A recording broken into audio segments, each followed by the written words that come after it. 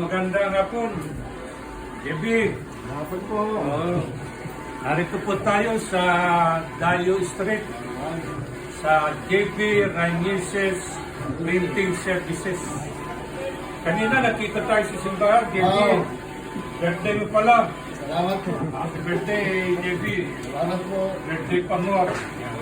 Tama-tama.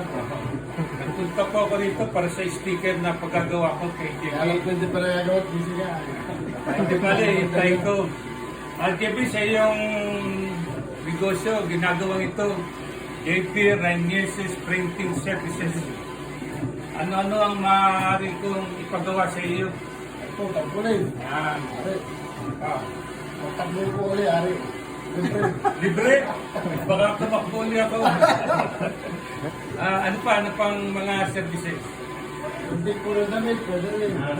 T-shirt printing. Ano naman ito? Isang cutter.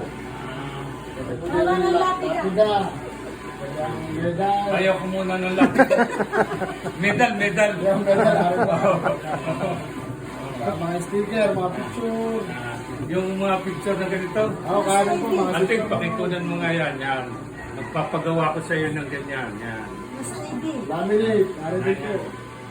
Mga plaka, yan. Nagawa rin pong plaka. Mga plate number. Hindi naman ninuhuli ito ng LTO. Hindi po, hindi. Authorize yan, authorize.